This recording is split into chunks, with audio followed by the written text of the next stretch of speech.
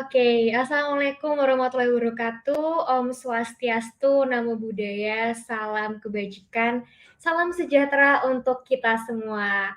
Halo, selamat sore Smart People dimanapun kalian berada. Gimana nih kabarnya hari ini di hari Rabu? Udah mau penghujung hari ya, udah sore nih mungkin ada Smart People yang hari ini dapat kabar baik atau lagi dapat baru nih Smart People mungkin bisa sharing-sharing kabar-kabarnya nih ya di chat box live YouTube maupun live Facebooknya si FDS UGM. Oke, Smart People semua, senang sekali rasanya saya dapat menemani Smart People sekalian dalam acara Digital Future Discussion atau Diffusion seri ke-87 ini. Oke, Smart People mungkin di sini udah ada yang nonton gitu ya dari seri pertama sampai 87 ini, mungkin ada dari Smart People semua, mungkin bisa tulis juga di kolom chat box gitu ya. Tapi ini Smart People Diffusion 87 ini berbeda daripada Diffusion yang seri-seri sebelumnya. Kali ini lebih istimewa, lebih khusus karena terselenggaranya berkat kerja antara si FDS UGM dan juga Briva. Jadi Briver sendiri nih Smart People merupakan platform kerja bagi profesional dan spesialis yang menyediakan layanan jasa konsultasi komunikasi untuk berbagai sektor dan organisasi. Briver bermitra dengan berbagai konsultan, praktisi, akademisi, hingga universitas untuk memberikan layanan bisnis terpadu mulai dari bisnis skala kecil hingga besar. Oke, Smart People, sebelum lanjut ke sesi selanjutnya, sebelum kita nanti bakal sharing-sharing berbagai ilmu, pengalaman gitu ya Smart People, izinkan saya memperkenalkan diri terlebih dahulu, karena kalau kata orang tak kenal maka tak sayang ya, tapi bagi saya tak kenal maka kenalan. Nama saya Risa Gabriela, saya merupakan sosial media asistensi FDS, dan pada kesempatan kali ini saya akan membersamai teman-teman semua sebagai moderator pada acara Diffusion kali ini. Oke, Smart People. Nah, untuk Smart People nih, sebentar lagi ini kan udah bulan Ramadan ya. Di akhir bulan Maret ini nih kita udah mulai puasa lagi. Mungkin Smart People di sini ada yang udah ngelis hari pertama mau bukber sama teman SMA, hari kedua mau bukber sama teman SMP. Mungkin udah ada yang sibuk gitu ya cari tempat-tempat bukber gitu. Mungkin bisa sharing nih di kolom chat, ada yang udah mau bukber nih, udah 1 minggu full bukber sama teman gitu ya.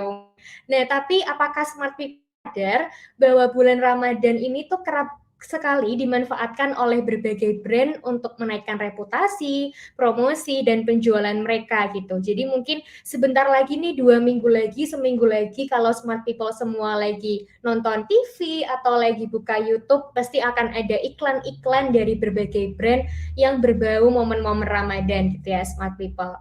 Nah, hal ini dapat dipahami sebab dalam kisaran bulan Ramadan ini, Smart People, daya beli masyarakat itu akan mengalami kenaikan gitu kan. Nanti Smart People mungkin akan dapat THR gitu, ada yang mau open house, ada yang mau beli hampers. Nah, ini yang menyebabkan daya beli masyarakat mengalami kenaikan dibandingkan bulan-bulan sebelumnya nih Smart People.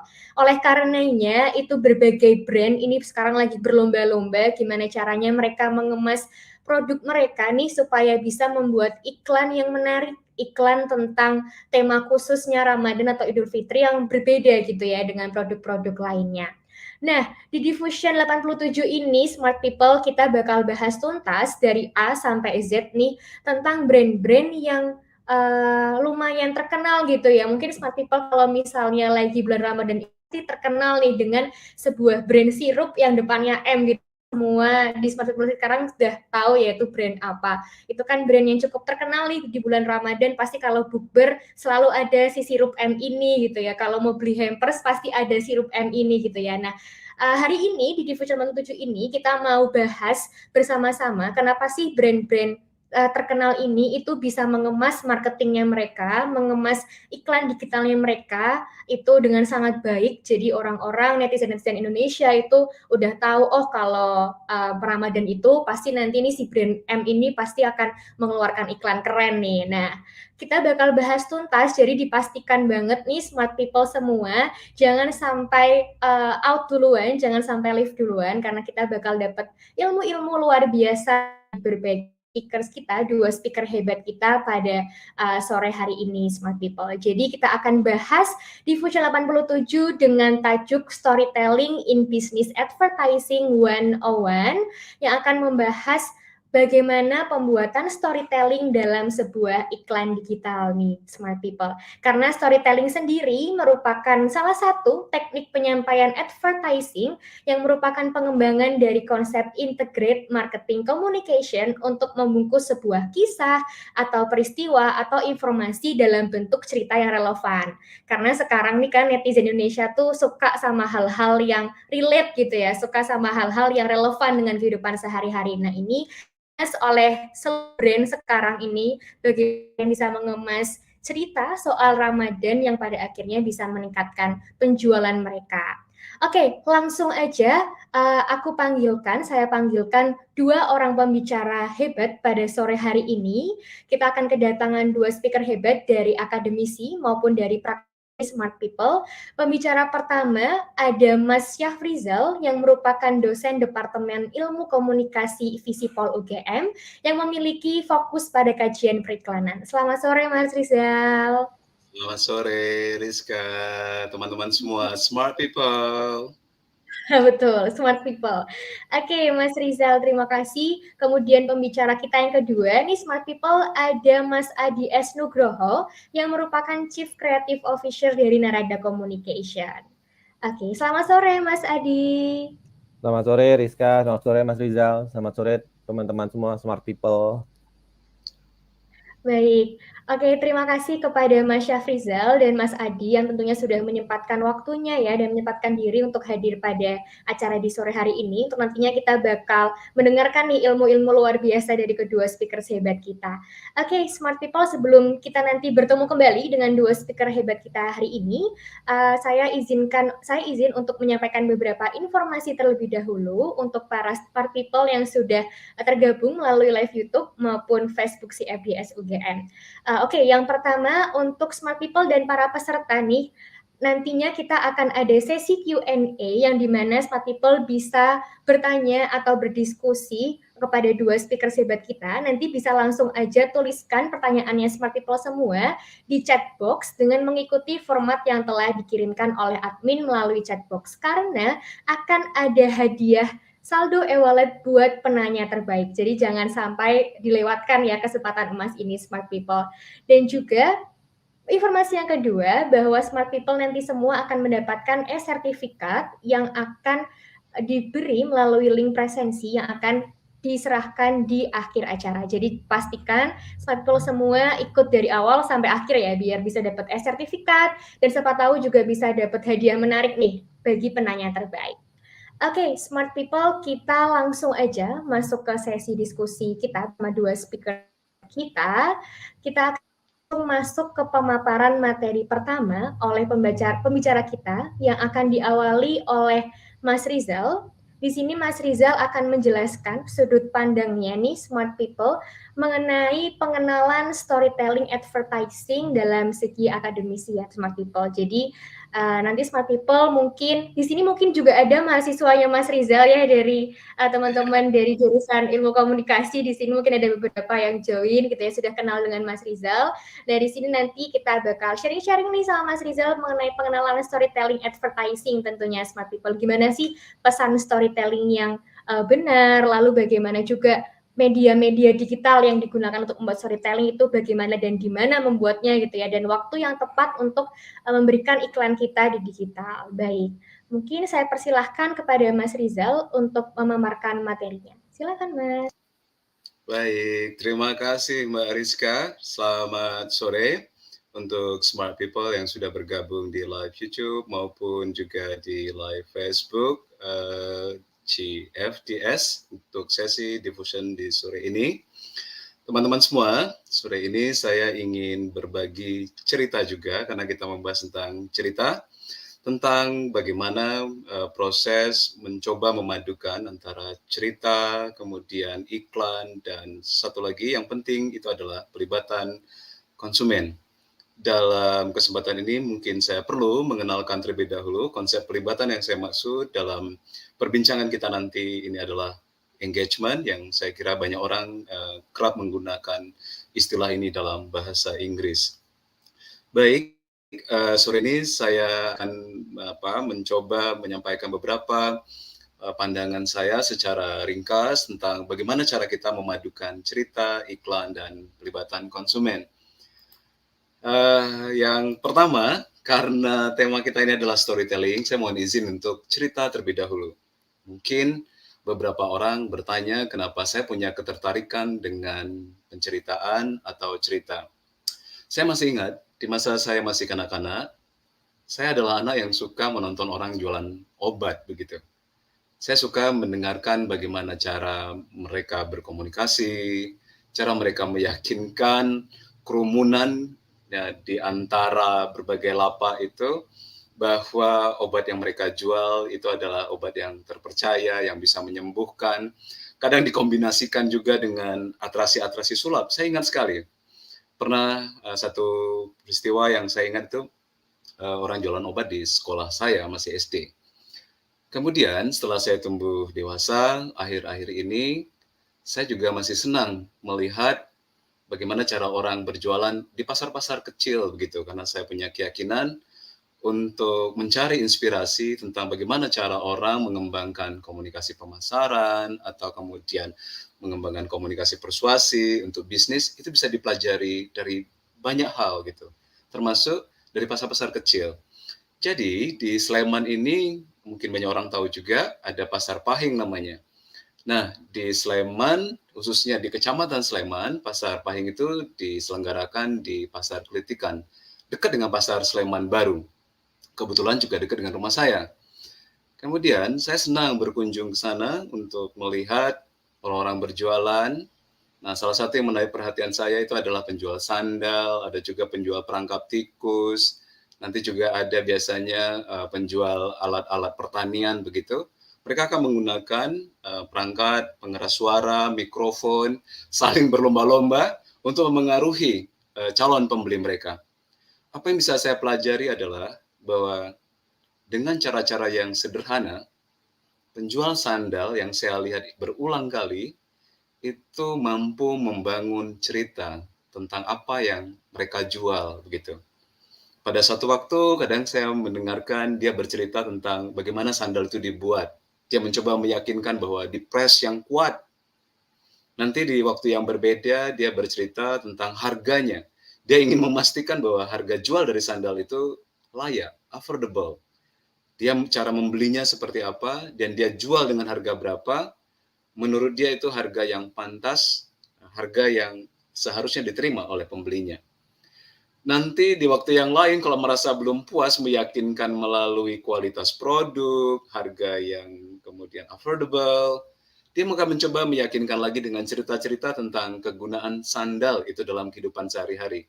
Mulai dari cerita tentang bagaimana sandal itu digunakan istrinya mungkin, saudaranya gitu ya, atau tetangga-tetangganya dan apa manfaat yang dirasakan. Menurut saya ini adalah satu cara yang luar biasa. Mereka memikirkan bagaimana cara untuk meyakinkan orang dengan cerita-cerita. Dari situ saya punya keberanian untuk bergabung dengan teman-teman di sore ini, untuk sharing, berbagi cerita tentang bagaimana kita mengembangkan penceritaan untuk periklanan. Di sisi lain saya punya cerita bahwa untuk menyelesaikan tesis saya, itu saya melakukan penelitian tentang cerita korporat yang dikembangkan oleh Unilever lewat kampanye Bright Future. Menurut saya belajar dari pengalaman itu bahwa sebuah perusahaan yang pernah dievaluasi oleh sejumlah lembaga, juga dikritisi oleh sejumlah apakah organisasi atau kemudian LSM yang terutama pro lingkungan, menilai bahwa jejak sampah di Indonesia maupun global itu tetap melibatkan ada kontribusi ya dari produk-produk Unilever. Tapi apa yang menarik, lewat kampanye Bright Future, Unilever mencoba untuk membingkai ulang pengalaman proses-proses bisnis mereka menjadi cerita yang baru, yaitu Unilever yang ramah lingkungan. Mungkin kalau ada yang sempat menyimak situs web Bright Future ini, kebetulan sekarang sudah sudah diturunkan, sudah tidak lagi dilanjutkan operasi dari situs web ini. Itu menarik karena lewat kampanye Bright Future ini, Unilever mencoba membangun pemahaman baru tentang apa aktivitas-aktivitas pro lingkungan yang mereka lakukan, mulai dari daur sampah, kemudian juga tentang bagaimana cara mereka menggunakan material-material yang lebih bersahabat bagi lingkungan, termasuk juga dalam proses distribusinya, pengangkutan barang yang lebih ringan. Salah satunya itu adalah misalkan kemasan untuk parfum spray yang mereka gunakan dengan aluminium yang lebih tipis, misalkan seperti itu. Saya belajar dari pengalaman ini bahwa cerita tidak hanya digunakan untuk tujuan-tujuan penjualan. Cerita dapat digunakan untuk membangun reputasi. Cerita bisa digunakan untuk membingkai ulang cara pandang orang terhadap perusahaan. Cerita adalah bagian dari agenda besar dari suatu perusahaan. Itu yang saya pelajari dari satu penelitian saya untuk tesis tentang cerita korporat. Di momen ini juga, teman-teman semua, saya menjadi belajar lagi tentang bagaimana iklan itu juga membutuhkan storytelling, kemudian content marketing itu juga membutuhkan storytelling, kemudian saya juga mencoba mempelajari bentuk-bentuk strategi yang dikembangkan oleh para ahli atau orang-orang yang menjadi pakar di bidang ini.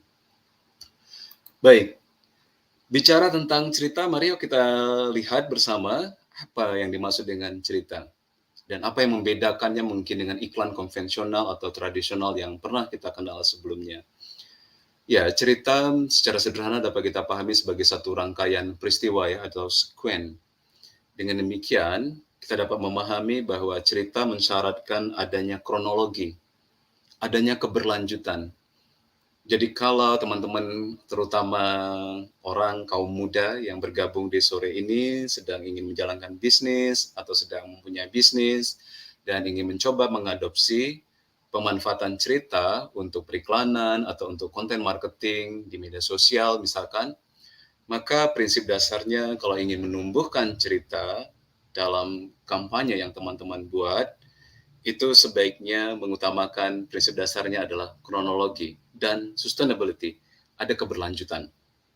Jadi kalau kita hanya posting, kemudian satu gambar tentang produk kita di satu hari, dan kemudian esok hari kita kemudian memposting sesuatu yang lain yang tidak lagi berhubungan dengan apa yang kita posting di hari sebelumnya, dan orang tidak bisa melihat sebagai satu rangkaian kisah, maka itu menandakan bahwa kita belum menciptakan kronologi, kita belum membuat rangkaian peristiwa, gitu ya.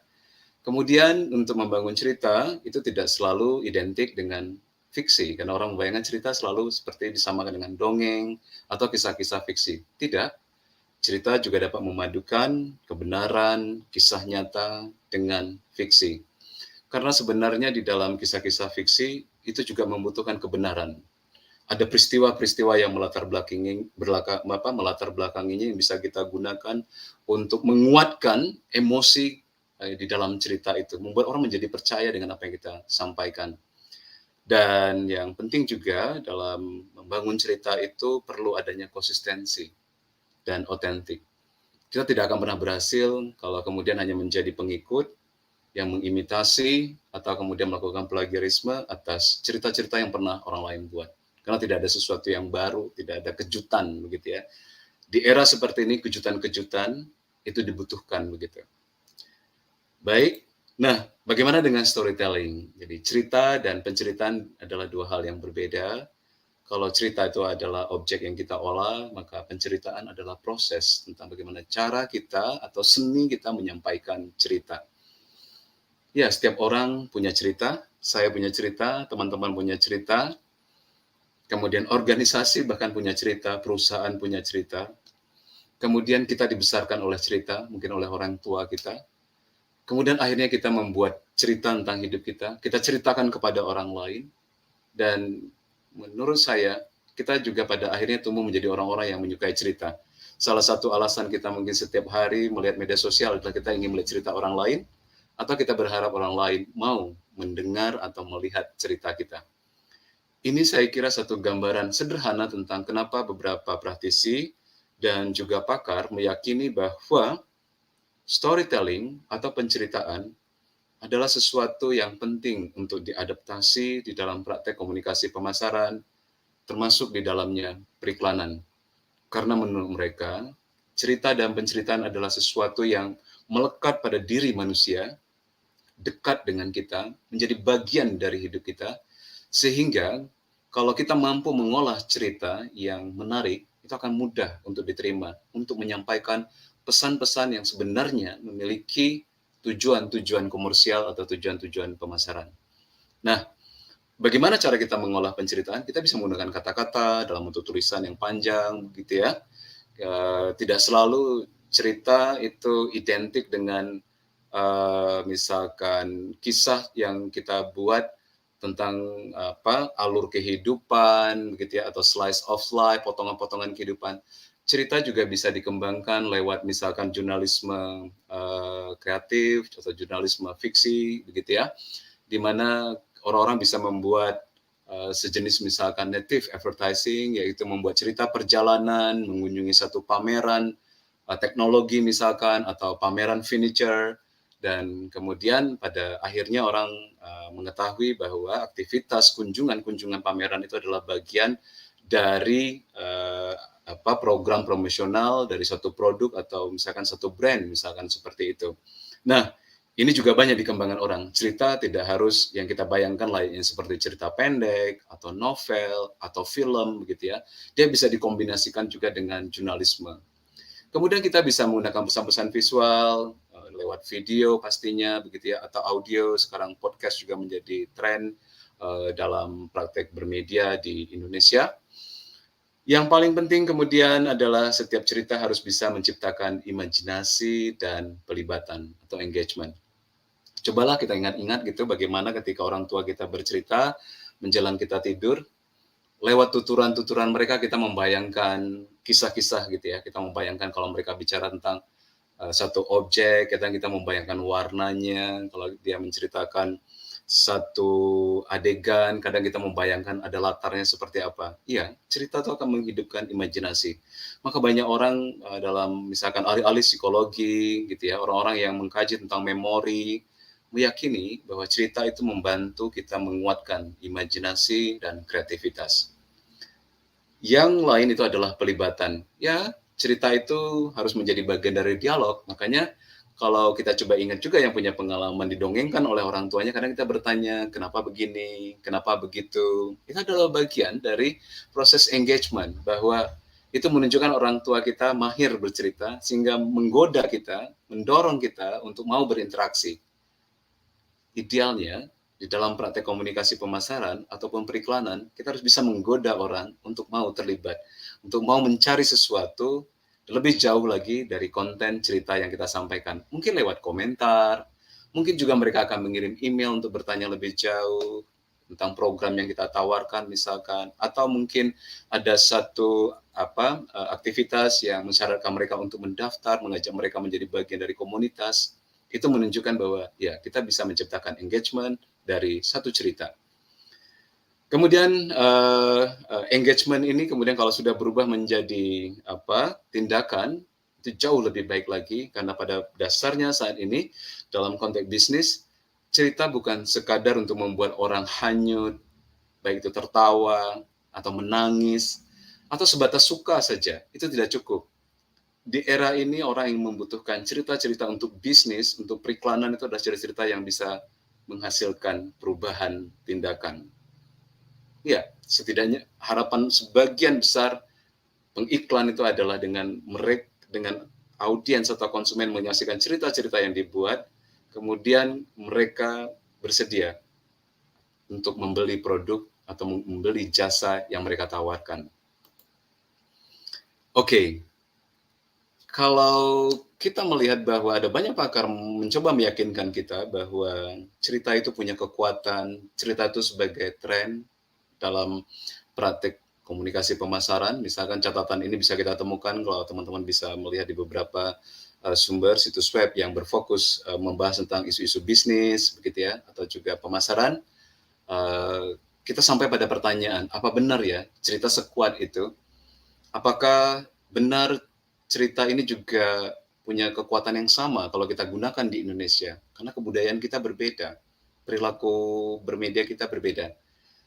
Untuk menjawab itu, mari kita coba saksikan dua iklan ini yang menurut saya dikemas dengan dua teknik yang berbeda, Yang satu berbasis pada pendekatan-pendekatan hard selling, kemudian iklan yang nuansanya tradisional atau konvensional, dan satu lagi menggunakan storytelling. Nanti setelah itu, nanti kita bisa mendiskusikan tentang apa yang teman-teman rasakan, ya smart people rasakan setelah menyaksikan iklan ini. Yuk kita lihat.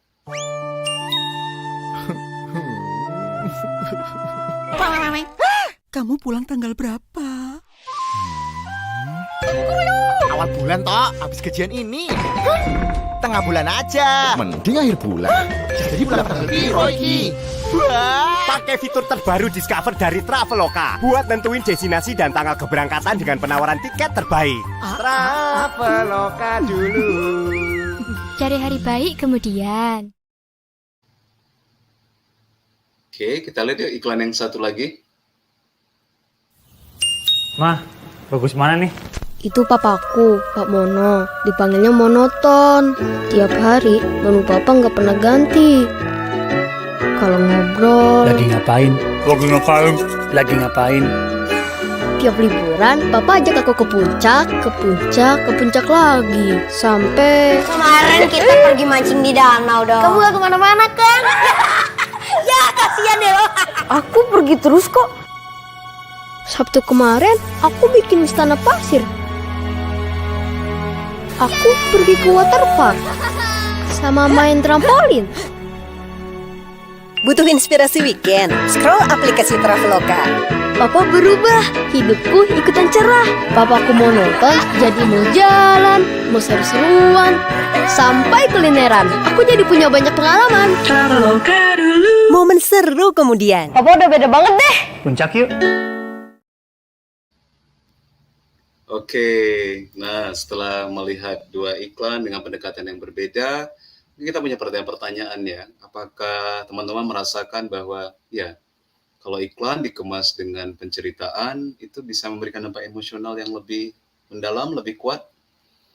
Apakah teman-teman merasa bahwa pada dasarnya dua iklan ini menawarkan hal yang sama gitu, tapi kemudian mana yang lebih menarik perhatian teman-teman untuk ya menyimak pesan yang disampaikan lebih mendalam begitu ya. Kemudian yang lain juga mungkin kita bisa juga mencoba bertanya apakah cerita memang bisa menjadi alternatif untuk mengantisipasi iklan-iklan yang monoton yang selama ini mungkin selalu kita hindari begitu ya. Karena kalau di televisi mungkin kita akan switching, kita akan mengganti saluran untuk mencari yang tidak ada iklan. Kalau kemudian di media online, mungkin beberapa di antara kita akan mencoba menggunakan ad blocker bahkan. Ya, karena apakah mereka monoton, karena tidak ada unsur ceritanya, tidak ada kedekatan emosional. Dan ya, setelah menonton itu, apakah benar? Kemudian ya teman-teman menjadi tertarik untuk menggunakan layanan Traveloka ketika akan berliburan. Itu silahkan nanti teman-teman sampaikan di dalam komen, yang mungkin bisa menjadi pemantik diskusi kita nanti. Oke, sekarang mari kita lihat lebih jauh. Kenapa ya penceritaan ini dianggap penting di dalam bisnis? Ada beberapa alasan. Yang pertama, di dalam bisnis dan periklanan, kita ini sebenarnya mencoba untuk menghadirkan atau merepresentasikan nilai-nilai yang sifatnya itu abstrak gitu ya. Misalkan visi, misi perusahaan, tujuan atau strategi, pemasaran, komunikasi pemasaran. Sesuatu yang kalau coba dikomunikasikan, itu kadang-kadang tidak mudah untuk dipahami oleh konsumen, pelanggan, atau audiens. Oleh sebab itu, cerita diasumsikan itu memiliki kekuatan untuk membantu mengkonkretkan hal-hal yang sifatnya abstrak tadi untuk menjadi sesuatu yang lebih mudah dipahami. Jadi, misalkan, kalau orang kemudian kurang berlibur, itu kesannya hidupnya jadi monoton begitu. Jadi kalau tahu cara untuk berlibur, ya orang lebih kaya pengalaman, lebih punya banyak cerita. Kira-kira seperti itu yang ingin disampaikan oleh Traveloka melalui cerita tadi. Jadi sesuatu yang sederhana tentang bagaimana mengajak orang untuk libur, itu kemudian diasosiasikan dengan monoton, hidup yang ya flat begitu. Ini adalah cara menyederhanakan sesuatu yang kompleks. Padahal kalau dilihat lebih jauh kan orang yang monoton itu ya pasti akan mungkin menciptakan ketidakharmonisan dalam keluarga dan seterusnya. Oke. Nah, yang lain adalah cerita itu adalah bahasa yang kemudian universal ya dan bisa membangun kebersamaan. Orang yang nonton tuh kemudian ya atau menyaksikan iklan kita punya feel, punya rasa yang sama. Yang lain mungkin cerita juga bisa menginspirasi, memotivasi orang untuk melakukan sesuatu. Oke. Lebih dalam lagi kalau kita lihat ya penceritaan di dalam bisnis itu juga bisa menciptakan hubungan emosional antara perusahaan, produk dan konsumen. Kita bayangkan saja mungkin beberapa orang kalau pernah menonton web series begitu ya, web series tentang produk sepeda motor misalkan yang menceritakan bagaimana orang berkenalan pada awal bertemu dengan sepeda motor yang butut, sampai kemudian mereka membangun keluarga, bahagia, dan punya sepeda motor yang baru dengan brand yang sama seperti itu menurut saya mungkin orang-orang yang punya pengalaman seperti itu akan terbentuk ikatan emosional gitu. Kalau bahasa orang sekarang mungkin, wah ini gue banget, ya gitu kan. Nah, itu bukti yang kuat ya, bagaimana cerita itu bisa membangun emosional, karena dia relate atau dia relevan, dia berhubungan dengan pengalaman-pengalaman konsumen. Ada produk dan kemudian yang mengisi ceruk dari cerita itu. Yang lain ya, kalau kita lihat lagi, cerita memang bisa mendorong orang untuk terlibat, membangun ikatan emosional dengan perusahaan atau dengan pengiklan, kemudian atau dengan jenama atau brand tertentu begitu ya. Jadi ada orang-orang tertentu kan mengidentikan misalkan dirinya dengan brand A, brand B gitu, asosiasi-asosiasi itu. Jadi kalau ceritanya tentang elegan, misalkan bersih, ramah lingkungan, kemudian menghargai misalkan kesetaraan gender gitu. Ya, saat ini orang-orang mencoba untuk mengasosiasikan dirinya dengan brand-brand seperti itu. Nah, dan yang paling menantang dalam proses pengembangan penceritaan untuk bisnis atau periklanan adalah kita mencoba mengkonversi perilaku pembelian itu menjadi nilai sosial. Contoh sederhana dari foto yang ada di dari gambar yang ada di sebelah kiri ini, itu teman-teman bisa lihat ini adalah kampanye yang dijalankan oleh Toms ya. Salah satu produk unggulannya itu adalah sepatu, tetapi bisnis ini adalah social business ya, karena dia ada unsur untuk melakukan social change, untuk perubahan-perubahan sosial. Di sini dia menggambarkan ya, kalau kita mengambil satu foto, kemudian itu berarti kamu memberikan sepatu untuk anak-anak yang membutuhkannya, begitu. Jadi, membeli sepatu oleh Toms itu dikonversi, pembelian itu berubah nilai sosialnya menjadi gift. Jadi, buy itu sama dengan gift. Itu yang menarik. Jadi kita lihat sekarang ada orang mungkin berbelanja itu karena bukan lagi maknanya membeli barang untuk kita gunakan, tapi berbelanja itu adalah ya kita ingin berbagi, ingin berdonasi. Cara-cara seperti ini yang semestinya kita bangun di dalam cerita. Nah, dengan demikian kita dapat gambaran ya, kalau penceritaan itu sebenarnya adalah satu usaha untuk memanusiawikan brand atau jenama itu. Jadi bukan hanya sekadar kita mengatakan, oh brand kita punya keunggulan, ya, atau produk kita andal, begitu, harga kita affordable, atau harga kita kompetitif. Tidak lagi seperti itu yang konsumen modern ini butuhkan. Tapi bagaimana brand atau jenama itu kemudian menjadi sangat manusiawi, dekat dengan keseharian kita, dekat dengan emosi kita. Jenama atau brand itu seperti sama orang-orang yang kita cintai dalam kehidupan sehari-hari. Oke? Kalau ada pertanyaan bagaimana ya cara memadukan elemen-elemen dalam penceritaan agar kemudian dapat kita bangun menjadi satu kekuatan di dalam komunikasi pemasaran atau periklanan, ya setidaknya ada 3 hal ini. Kita dapat memulainya dengan memahami kebutuhan konsumen melalui riset yang disebut dengan Consumer Insight Analysis misalnya. Kita kenali terlebih dahulu siapa yang ingin kita ajak berkomunikasi atau bercerita. Kemudian yang kedua, pastikan cerita itu memiliki muatan empati. Kita mau mendengarkan, merasakan kehidupan dan pengalaman yang dijalani oleh konsumen, karena ini adalah jalan untuk mendorong mereka melakukan sesuatu, karena ada kedekatan, ada empati. Dan yang ketiga, itu ditentukan oleh perencanaan media. Jadi cerita yang baik, kalau tidak ditempatkan di media yang baik, mungkin tidak akan pernah ditonton, tidak akan pernah disaksikan. Jadi memang harus ada strategi khusus melalui media planning untuk memberikan ruang atau medium bagi cerita kita untuk tampil ke ruang publik atau di media.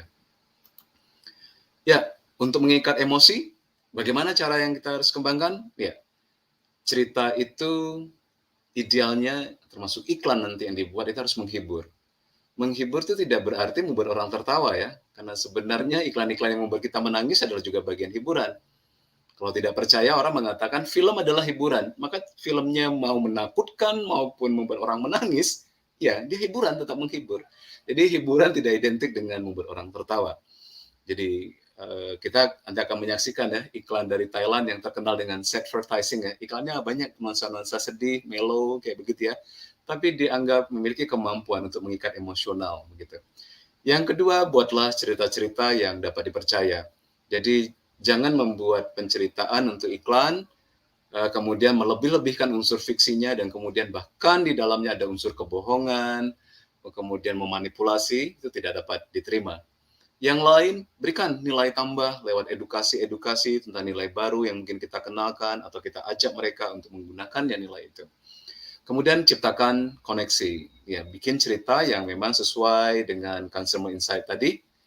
Selanjutnya, buatlah cerita yang sistematis, tidak acak begitu ya. Maka tadi saya sampaikan, kalau kita ingin membuat cerita-cerita dalam bentuk cerita pendek gitu, teaser-teaser di media sosial, apakah di Instagram, atau kemudian di Twitter, atau media lainnya, pastikan kita memang merancangnya secara sistematis. Mana yang akan muncul pertama, akan diikuti plot kedua, seterusnya, seperti itu.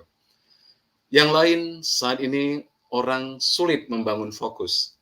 Karena konten terlalu banyak, media beragam, aktivitas orang sibuk, ya, coba bikin cerita yang mudah diingat. Jangan kita sibukkan dengan kerumitan kita, hasrat kita untuk membuat cerita yang menurut kita hebat, sederhana saja. Buatlah cerita yang mudah untuk orang ingat.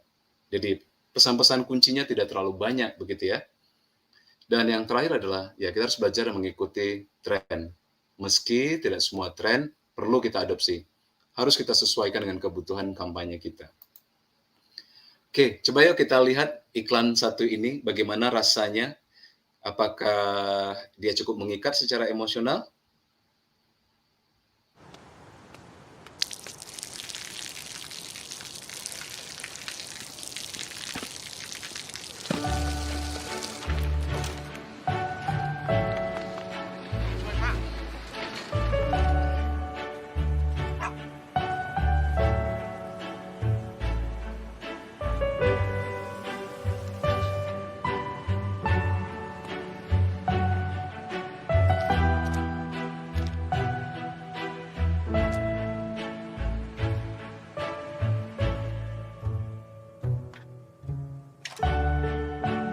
เขาจะได้อะไร ถ้าเขาทำแบบนี้ทุกวัน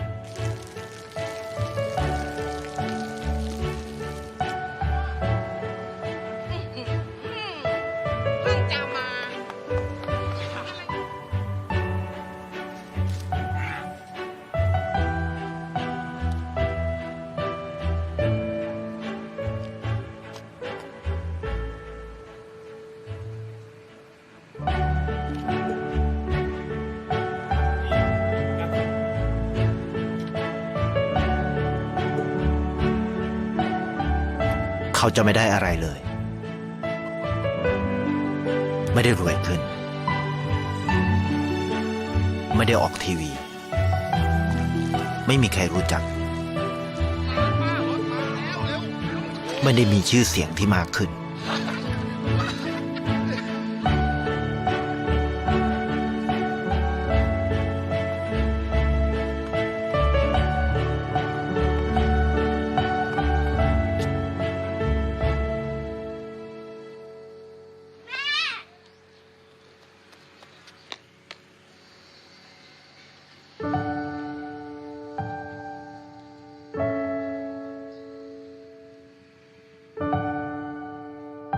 เพราะสิ่งที่เขาได้คือได้แค่ความรู้สึก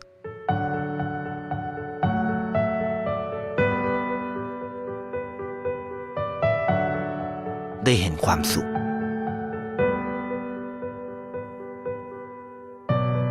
ได้เข้าใจ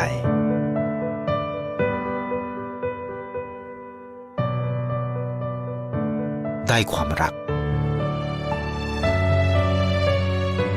ได้ในสิ่งที่เงินซื้อไม่ได้ ได้โลกที่สวยงามกว่าเดิม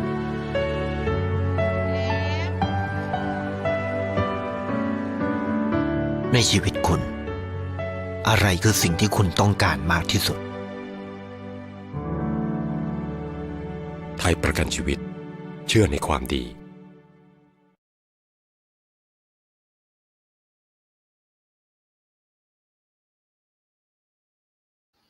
Oke, menarik ya. Kita lihat dari iklan itu tampak bagaimana perusahaan asuransi ini mencoba mengasosiasikan nilai-nilai dia sebagai belief in good, yang percaya pada hal baik itu, kemudian diasosiasikan juga dengan orang-orang yang kemudian mau menerima atau mau menjadi saksi ya atas kebahagiaan gitu. Hidup adalah membuat orang lain bahagia. Itu asosiasi yang dibangun.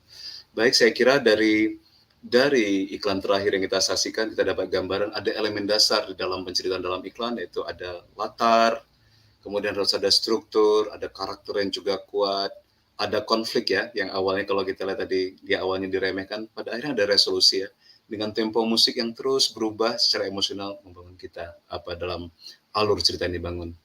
Ini teman-teman yang dapat saya share awal buat teman-teman semua. Jangan khawatir kalau nanti ada yang bertanya tentang bagaimana cara kita merancangnya, kemudian bentuk-bentuk cerita seperti apa yang bisa kita kembangkan iklan, kita bisa lanjutkan nanti di dalam sesi diskusi.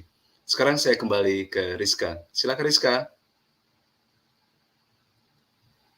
Terima kasih banyak atas pemaparan yang sungguh luar biasa. Saya juga dan teman-teman Smart People semuanya, bahwa ternyata ada hal-hal unik juga nih Mas yang bisa saya tangkap, bahwa untuk pembuatan sebuah cerita, penceritaan itu kan sebenarnya bagian dari manusia dan mudah diterima di dalamnya, karena terdapat makna-makna yang juga bisa dimanfaatkan oleh perusahaan juga untuk merupakan tujuan komersial. Oke, kita udah dapat ilmu menarik banget dari Mas Rizal. Kita langsung lanjut aja nih ke pembicara kedua kita yang akan bacakan pemaparan materinya oleh Mas Adi. Mas Adi nanti akan memaparkan materi dari segi praktisinya gitu, Smart People semua. Oke, mungkin langsung aja kepada Mas Adi, waktu dan tempat saya persilahkan. Terima kasih Rizka. Assalamualaikum warahmatullahi wabarakatuh. Salam sejahtera untuk semuanya. Buat teman-teman Smart People yang sudah menyaksikan baik dari live YouTube maupun live Facebook. Mungkin menyambung, sebenarnya tadi berhubungan banget ya dengan, menarik banget lah tadi yang disampaikan oleh Mas Rizal tadi, bagaimana dengan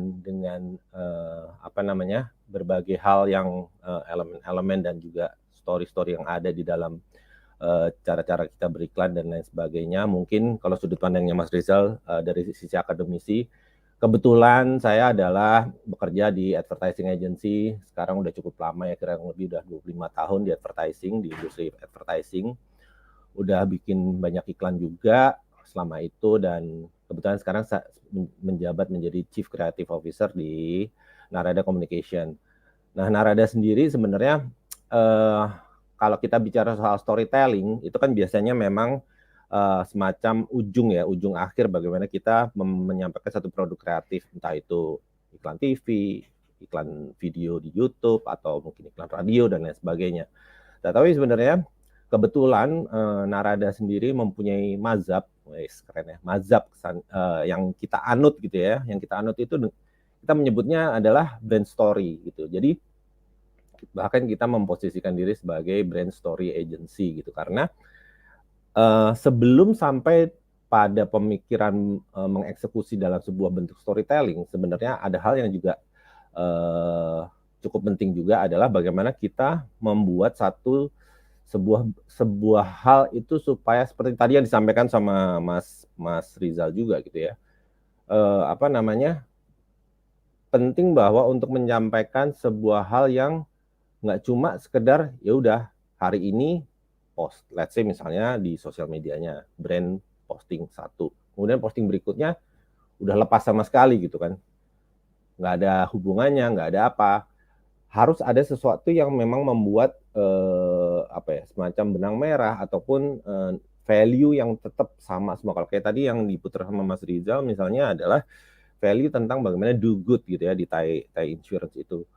Value-value ini yang memang justru menjadi hal yang paling penting untuk kita crack dalam sebuah brand, bagaimana itu kemudian sebelum kita turunkan dia mau bikin iklan apa dan lain sebagainya.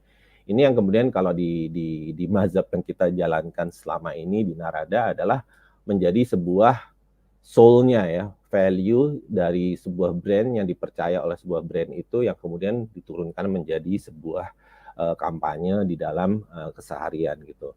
Nah, mungkin untuk lebih mudahnya aku puterin dulu sebuah ini sebenarnya kredensialnya kantor kami, kredensialnya Narada supaya lebih bisa memahami apa yang kita mazhab yang tadi aku cerita itu sendiri.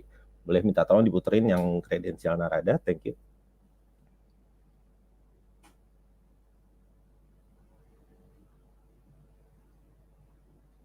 Mas Raffi, ya. What's the difference of brand campaigns in conventional era versus digital era? Look at the pattern. In conventional era, bursting in what? 3 to 4 times a year? Meanwhile, in digital era, always on, along the year. If a brand doesn't have enough fuel, it will be outburned. A brand campaign is like a drama play. It needs a scriptwriter, an art director, a set, a wardrobe artist, a good music, a good casting, a good promotion, and of course, a good director with a good recipe to orchestrate all the ingredients so that audience can enjoy the show, go home and still feels excited and even share the excitement to the others. Narada is a god of messenger in a wayang world. Narration in Spanish, although we are Indonesians, we believe in this value. Some people believe content is king. Some people believe conversation is queen. We believe in a beautiful story that can be created by king and queen who work together. Because every brand has a beautiful story and needs a beautiful story. Terima kasih. Ya, tadi mungkin aku terangin sedikit bagaimana kita melihat, Narada melihat, tim kita melihat sebuah campaign itu seperti apa. Bahwa yang namanya dulu nih, zamannya iklan TV, zamannya iklan print ad, zamannya iklan radio, kita bicara tentang burst campaign ya. Jadi kampanye itu kita bikin iklan TV satu misalnya. Satu iklan TV kita pasang selama 3 bulan, mulai dari yang versi 90 second-nya, 60 second, atau berapapun gitu ya. Kemudian nanti mulai bulan kedua, mulai di cut down-nya 15 second, dan kemudian sampai turun ke 5 second. Dalam rentang 3 bulan tuh biasanya tuh zaman dulu. Jadi kita punya satu materi yang dipasang selama 3 bulan, bahkan kadang-kadang 4 bulan. Dalam 1 tahun mungkin kita punya iklan TV maksimum ya 3, 4 bahkan, mungkin masih bisa. Cuma kalau sekarang udah nggak bisa lagi. Karena apa?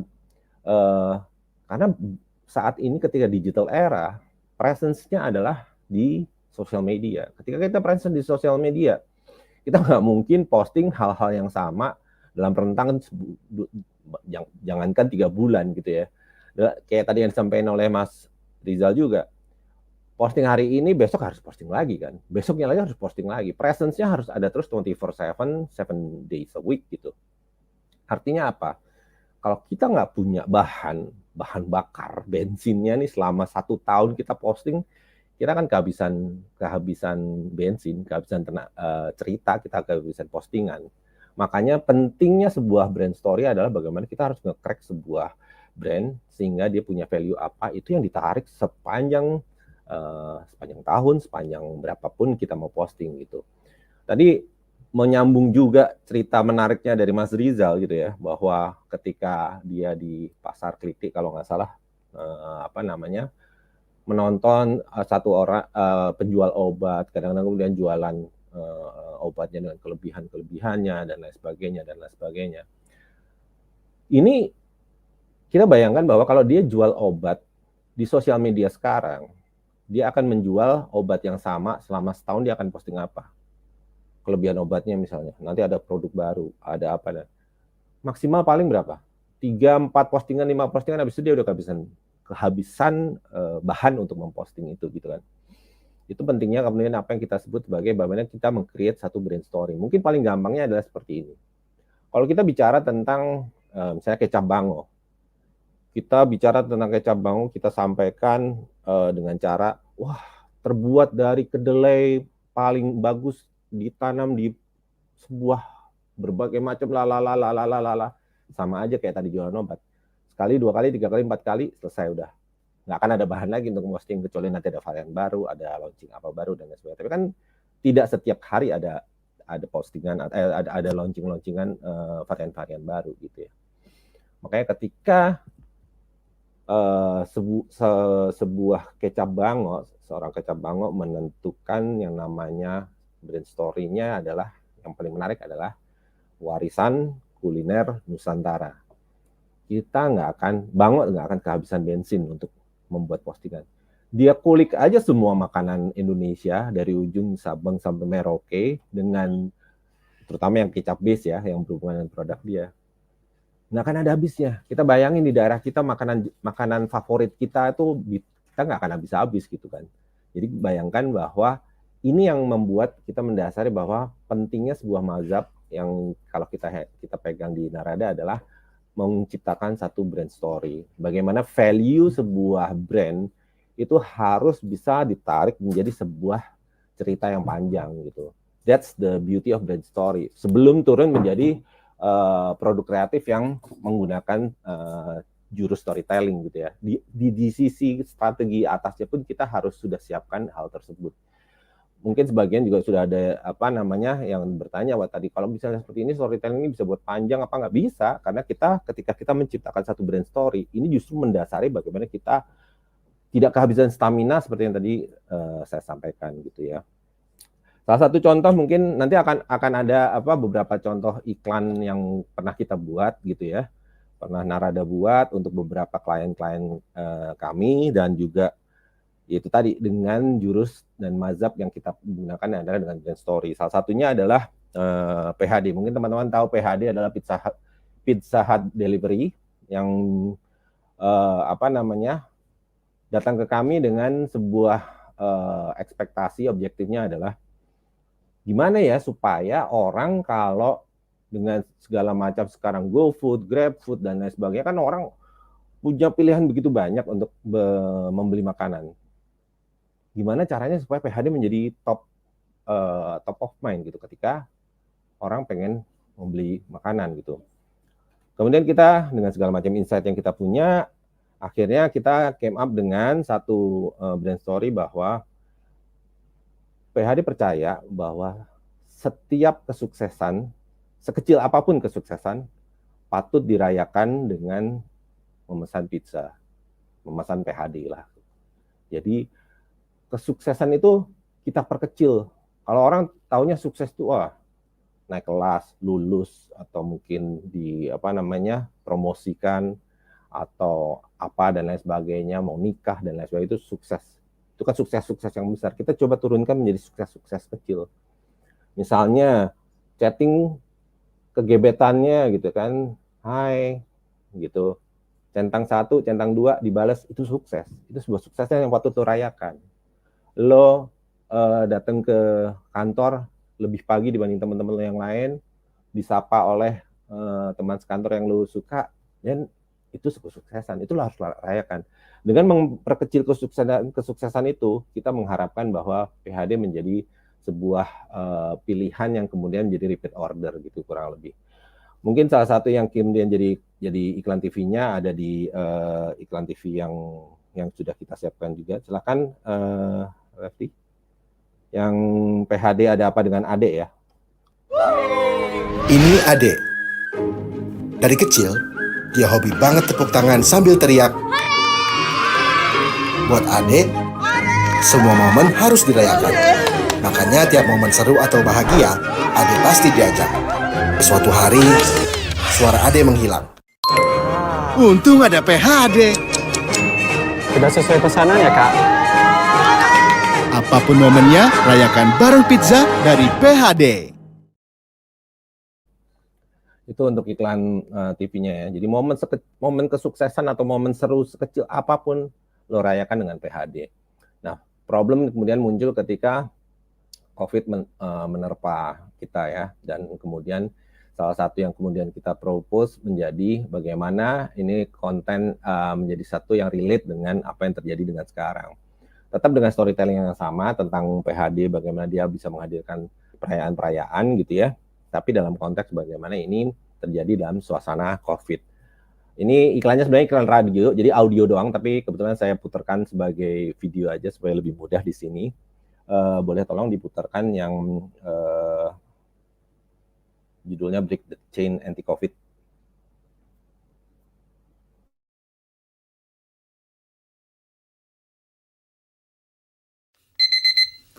Wah, malam minggu yuk, party ayo Telepon temen ayo men, mengajak jalan ayo lan, lanjut ngafe ayo fe, pesta fora ayo ra, rame-rame ayo me, lalu pacar ayo cari resto ayo tolong geser sedikit ayo kita happy ayo pilih menu ayo nunjuk HP ayo pesen pizza. Di rumah, putus rantai penyebaran COVID dengan ikuti protokol kesehatan. Order PHD dari rumah lewat aplikasi, 30 menit sampai, dapat happy-nya, dapat sehatnya. PHD. Jadi dalam konteks COVID, kita waktu itu mengencourage orang untuk bagaimana melakukan pemesanan, kalau mau makan-makan ya udahlah di rumah aja, nggak usah keluar-keluar dan lain sebagainya gitu. Oke, lanjut mungkin di beberapa contoh yang lain, misalnya adalah kita waktu itu handle kebetulan kita saat 2014 dipercaya untuk menangani kampanyenya Pak Jokowi, waktu itu berpasangan dengan Pak JK. Yang menarik adalah bagaimana saat itu sih brainstormnya sudah ada tim yang menetapkan, jadi kita tinggal menurunkan juga sebenarnya. Waktu itu dengan pemikiran yang sama, ini sebenarnya apa sih yang menjadi story-nya Pak Jokowi saat itu? Saat itu kita semua percaya bahwa yang namanya pemimpin itu harus refleksi dari rakyatnya gitu. Jadi kita melihat bahwa sosok Pak Jokowi itu adalah sosok yang ya kayak cerminan rakyatnya gitu. Rakyatnya itu kayak gimana? Rakyatnya itu ya orang-orang yang seperti ya pengennya kalau soal korupsi juga nggak korupsi, pengennya hilang dari segala macam politik di Indonesia, terus kemudian juga sederhana tapi jujur dan lain sebagainya. Ini sebuah cerminan yang kemudian kita coba turunkan ketika kebetulan saat itu pada saat kampanye memang pada saat masa Ramadan tuh menjelang kayak sekarang ini waktu itu tahun 2014. Sehingga waktu itu kita memanfaatkan momentum Ramadan untuk menyampaikan bagaimana Jokowi adalah kita itu menjadi satu implementasi. Kebetulan saat itu lawan politiknya adalah Pak Prabowo yang kebetulan juga mohon maaf tidak punya pasangan saat itu, sehingga kita melihat satu keunggulan yang bisa diangkat dari Pak Jokowi adalah value keluarga. Bagaimana sebuah keluarga itu adalah pusat segalanya lah gitu ya. Sesuatu yang mungkin tidak dimiliki oleh lawan politiknya saat itu. Sehingga kita mengangkat itu dalam konteks sebuah Ramadan, dalam konteks brand story Jokowi adalah kita. Boleh tolong diputarkan yang Jokowi Yusuf Kala Ramadan. Terima kasih. Ramadan mengajarkan kita untuk menjalani kehidupan penuh syukur. Dan keluarga merupakan tempat untuk belajar menghadapi kehidupan itu. Belajar untuk mencintai isi alam semesta ini. Belajar menghargai sesama.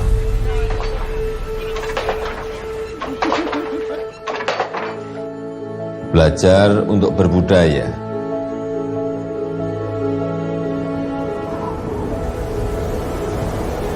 Belajar untuk melawan diri kita sendiri.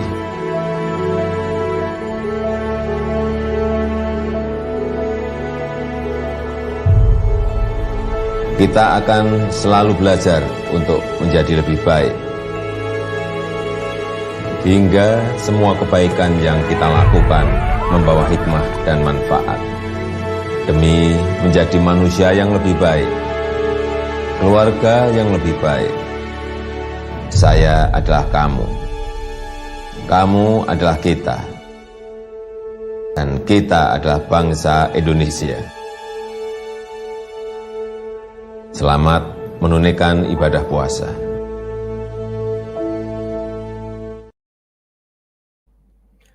Satu lagi iklan yang juga kampanyenya Pak Jokowi waktu itu, kebetulan 2014 itu juga eventnya Piala Dunia juga waktu itu kan, 2014 ya.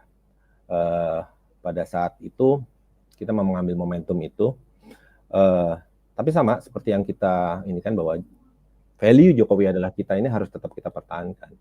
Jadi kita pengen melihat orang berefleksi. Itu kan benar-benar terjadi sebuah pergesekan yang cukup bahkan sampai di masyarakat, para pendukung Pak Prabowo dan Pak Jokowi ini saling serang, saling ini dan lain sebagainya. Padahal mereka sendiri terbukti setelah itu malah bahkan Pak Jokowi dan Pak Prabowo ternyata baik-baik saja, sementara pendukungnya kan sudah saling serang. Jadi bahkan ada ajakan yang kemudian kita coba sampaikan bahwa kita pengennya sih sebenarnya kita semua damai-damai saja gitu ya.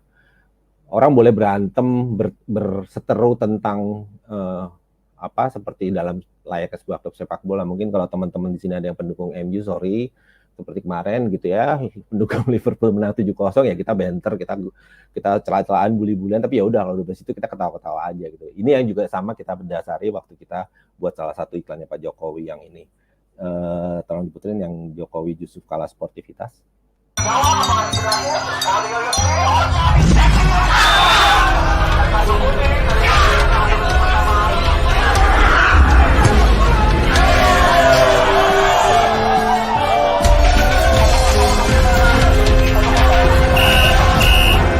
Mendukung jagoan bukan berarti harus jatuhkan lawan. Sportivitas sama pentingnya dengan kemenangan.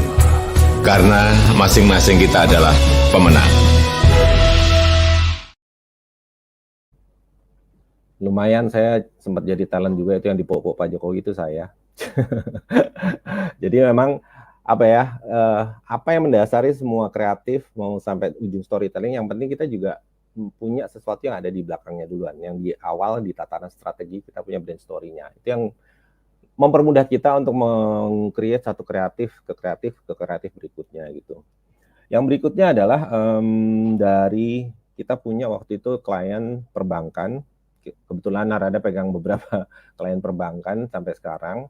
Ada satu klien perbankan kita adalah Permata Bank. Waktu itu dia punya event yang annually, event tahunan yang namanya Wealth Wisdom, di mana dia membuat satu, sebenarnya lebih ke edukasi finansial ya, tapi lebih diperluas lagi karena bukan cuma sekedar finansial, tapi juga tentang berbagai macam hal yang kemudian bisa ini event 2 hari kalau nggak salah dilakukan di waktu itu di Ritz-Carlton kalau nggak salah, dan ini kemudian menjadi satu kampanye. Nah, apa brand story yang kita tarik waktu itu adalah bagaimana kita percaya bahwa wealth atau kekayaan itu bukan cuma soal harta benda, tapi lebih dari itu, yaitu bagaimana kekayaan itu adalah bagaimana sesuatu yang bisa membuat kita berubah menjadi lebih baik sebagai manusia. Boleh tolong diputarkan Permata Bank Wealth sesungguhnya.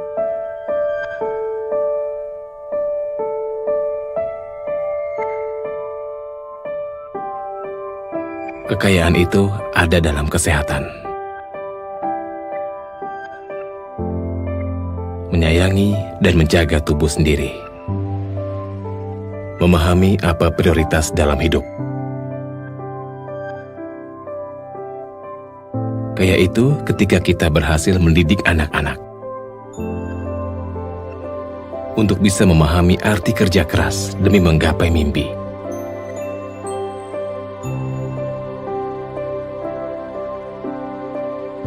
Untuk bisa berbagi dan mengasihi. Kaya adalah ketika kita bisa merasakan beragam pengalaman baru yang membuka mata hati.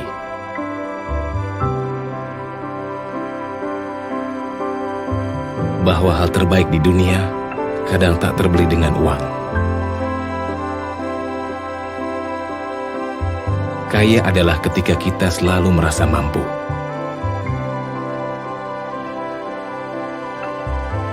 untuk berbagi kebahagiaan dengan orang sekitar.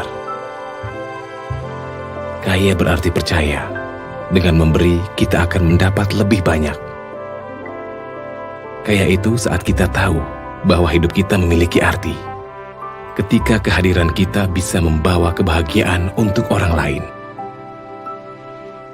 Karena pada akhirnya, kekayaan ada saat kita bisa membawa perubahan untuk diri sendiri dan sekitar.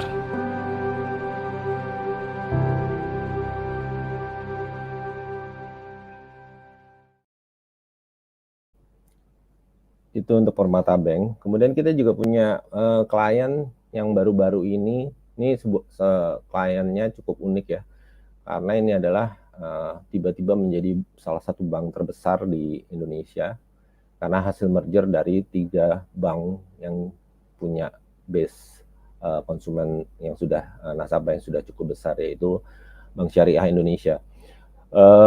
Bank Syariah Indonesia sendiri kan memang gabungan dari BNI Syariah, BRI Syariah, dan Bank Syariah Mandiri. Jadi ketika menjadi bank syariah terbesar saat itu, cita-citanya adalah pengen menjadi mengalahkan bank-bank konvensional ya, bank-bank yang sudah lebih established terlebih dulu. Ada mungkin kalau sekarang kita kenal ada Bank Mandiri, ada Bank BCA dan lain sebagainya.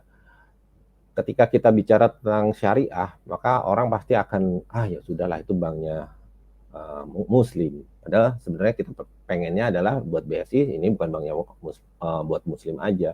Bahwa kemudian value-value-nya menggunakan value-value syariah, not necessarily ini sebuah bank yang khusus untuk Muslim sebenarnya. Tapi di sisi lain juga orang selalu menghubungkan syariah dengan tidak adanya riba misalnya gitu ya. Kan berarti dalam nilai-nilai Islam itu adalah sebuah hal yang dalam konteksnya adalah dosa gitu. Jadi kita melihat bahwa bagaimana kita tidak mau bicara soal riba sebagai dosa. Masa sih kita mau bilang ini bank yang suci, tidak dosa. Kita harus punya value yang lain. Kemudian makanya yang kemudian kita tawarkan adalah secara brand story adalah BSI adalah bank yang memberikan keseimbangan dalam hidup. Sebenarnya kita mau bicara keseimbangan dalam hidup itu, tapi tidak secara eksplisit ya, bahwa keseimbangan dalam hidup itu adalah soal dunia dan akhirat gitu. Tapi tidak eksplisit kita bicara, tapi hanya sebatas keseimbangan dalam hidup, terutama dalam hal ekonomi dan finansial gitu. Yang menarik adalah bagaimana kita menarik audiens yang, kalau kita bicara soal riba, bicara soal dosa, itu biasanya menariknya buat orang-orang yang sudah cukup tua, yang mungkin sudah menjelang akhir hidup gitu ya, sadar dan lain sebagainya gitu. Mungkin sebagian ada juga yang tidak, tapi akhirnya terlalu skew untuk masyarakat yang target yang lebih luas lagi gitu. Makanya ketika kita di challenge untuk bagaimana kita menarik anak muda nih gitu. Makanya kita bicara soal brand story tentang keseimbangan, dan kita ciptakan satu kita ciptakan satu generasi yang kita sebutnya adalah Gen Z. Gen SY gitu ya, kita bacanya Gen Z. Orang biar aja mengasosiasikan sebagai generasi syariah atau apa, kita tidak pernah definisikan itu, tapi yang kita bilang bahwa Gen Z adalah generasi yang percaya bahwa menjunjung tinggi kehidupan yang seimbang gitu. Kehidupan yang seimbang itu apa? Ya sebenarnya salah satunya adalah dunia dan akhirat gitu. Makanya kemudian kita launch dengan sebuah TVC, satu iklan TV, yaitu dengan BSI Gen Z. Silakan Mas diputar.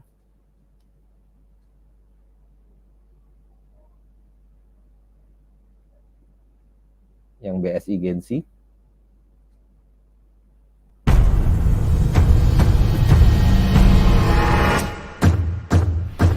Gue percaya antara doa dan usaha itu harus sama gaspolnya.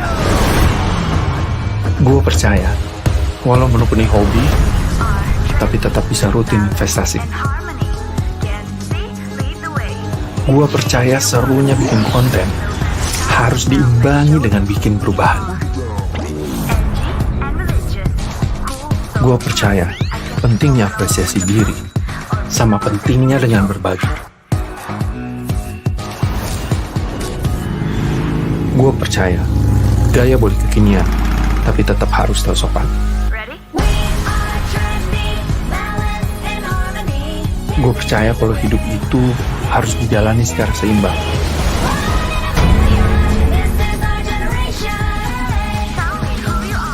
gue Gen Z. Ya, kurang lebih seperti itu. Bagaimana kita menggambarkan Gen Z yang seimbang antara hal A dan hal B gitu ya. Salah satunya mungkin dengan keseimbangan antara dunia dan akhirat. Kemudian kita terakhir mungkin yang saya putarkan adalah ini salah satu klien internasional kita, yaitu Line Messenger. Waktu itu Line datang dengan problem bagaimana dia melihat Line itu terancam oleh berbagai messenger yang lain gitu ya. Beberapa messenger yang lain yang rata-rata menggunakan base akuisisi melalui nomor telepon, nomor handphone. Sementara kalau Line kan tidak ya, jadi dia memiliki Line ID dan tidak langsung relate. Dan karena banyak kasus juga bagaimana hacker masuk melalui aplikasi. Kalau kemarin yang lagi rame kan dari undangan kawinan lah, dari paket lah, pura-pura ternyata sebenarnya filenya adalah file Android APK gitu ya, yang kemudian dieksekusi. Ya itu banyak tersebar melalui WhatsApp dan lain sebagainya. Nah, Line datang dengan bagaimana privacy ini sebenarnya bisa terjaga dengan Line Messenger gitu ya. Jadi isu tentang privacy yang kemudian dikedepankan dan menjadi brand story kita. Salah satunya adalah ketika kita bikin campaign, kebetulan yang akan kita putar video ini bukan hasil akhir sebuah produk kreatif, tapi lebih ke video case dari sebuah activity digital. Waktu itu kita bikin campaign yang kita rangkumkan dalam sebuah study case video ini. Tolong diputerin yang Line Indonesia, anak Line. It seems that there are no Indonesian youngsters who don't know Iqbal Ramadan, a talented musician and actor with over 13 million followers. He starred in dozens of movies that scored at the box office and led to prestigious awards. When all of a sudden, the whole nation was surprised when his ID line was accidentally leaked on social media. It started with his Instagram post, and tens of millions of his followers discover his ID line. Sore-sore di LA kita mau nonton musik lagi. Oh iya Dek, itu foto-foto kemarin mau dikirim kemana? Ke Line aja Pak. ID-nya? ID-nya 911. Huruf atau angka? Huruf. Oke, habis ini kali ya. Habis Holi aja lah. Ready, Holi. Young netizens were shocked by the news. Many people discuss it on various social media. Hundreds of media also highlighted this commotion. In an instant, hundreds of thousands of fans flocked to send chats friend requests. But instead of feeling bothered, Iqbal welcomed his fans and even created a special Line open chat with his fans to discuss various interesting things, including security and privacy in the use of cell phones, without them all knowing that this is actually a collaborative campaign between Iqbal and Line messengers called #AnakLine. The #AnakLine campaign is reinvigorating the use of the Line Messenger in the midst of the issues of personal data breach via phone numbers. As we all know, Line Messengers does not use mobile numbers to connect with other people. #AnakLine reached more than 6 million people in one day. In 7 days, the campaign gained more than 66 million reach and 139 million impressions. 158 national media coverage with a zero budget.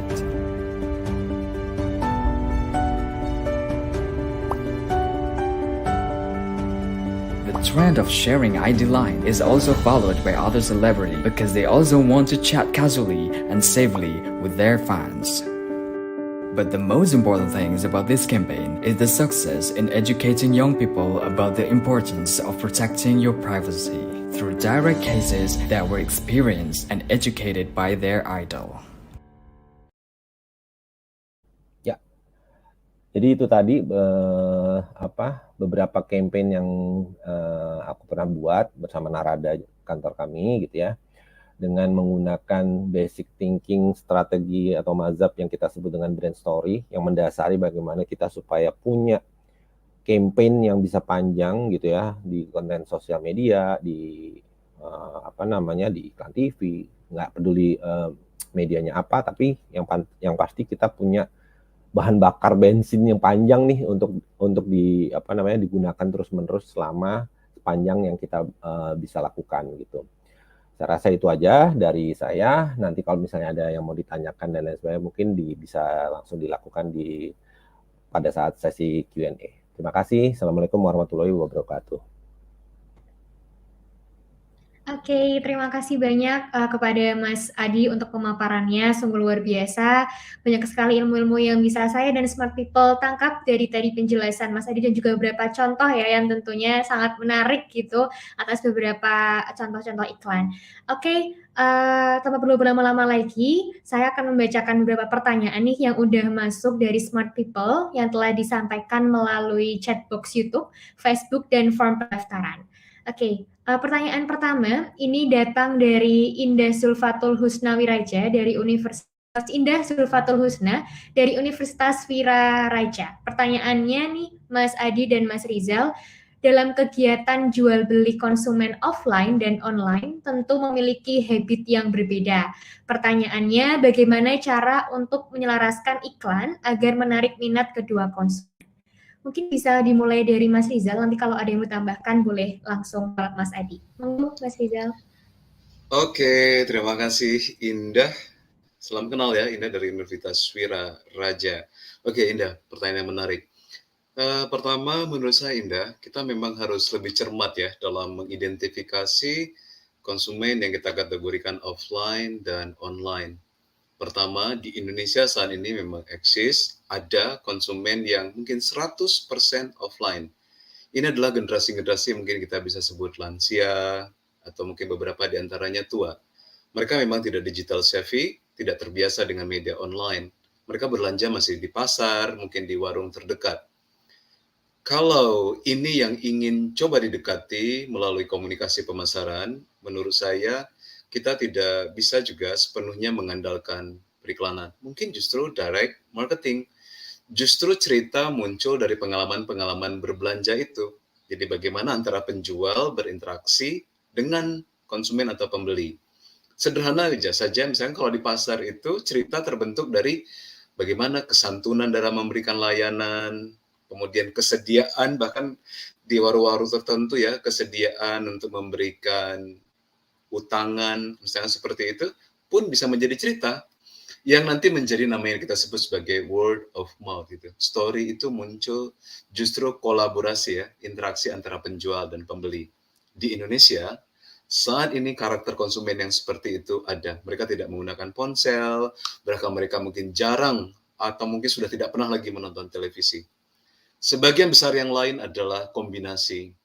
Tidak sepenuhnya offline dan juga tidak sepenuhnya online, begitu. Ini orang-orang yang mungkin masih menonton televisi atau mendengarkan radio sebagai media-media konvensional atau tradisional, dan mungkin mereka masih dapat disasar dengan iklan-iklan yang ada di media tersebut. Tetapi di sisi lain mereka juga adalah digital migran yang menggunakan ponsel, laptop, tablet, dan perangkat digital lainnya untuk berinteraksi di media sosial atau kemudian di lokal pasar, ya, di marketplace atau platform e-commerce lainnya. Oke, pertanyaannya bagaimana kalau ada karakter yang seperti ini, kita coba dekati dengan penceritaan. Menurut saya ada banyak alternatif. Bisa dimulai dengan memilih atau menetapkan terlebih dahulu topik atau tema cerita apa nih yang bisa menyelaraskan. Misalkan mungkin pengalaman-pengalaman yang kita sebut dengan testimonial ya, pengalaman-pengalaman penggunaan produk, kemudian pengalaman slice of life, pengalaman orang berbelanja yang mudah misalkan di satu platform begitu ya, itu mungkin bisa digunakan. Cuma catatannya adalah di saat ini jauh lebih murah kalau kemudian kita mampu membangun cerita secara digital dan mengoptimalisasikan media-media digital. Biaya untuk media planningnya atau media placementnya jauh lebih affordable dibandingkan kita masih bertahan dengan misalkan media konvensional walaupun sudah bermigrasi ke model penyiaran yang kita sebut dengan media penyiaran digital ya untuk televisi. Karena penceritaan walaupun tidak selalu identik, Indah, tapi selalu membutuhkan durasi yang lebih panjang, gitu ya. Karena strateginya adalah bagaimana menciptakan impresi dalam satu kali tayang yang mendalam, tapi tidak harus dengan frekuensi yang tinggi, tapi tetap punya risiko, itu biayanya tinggi. Oleh sebab itu, pilihan yang paling memungkinkan, Indah, bahwa kombinasi atau penyelarasan iklan dan cerita itu menggunakan media digital.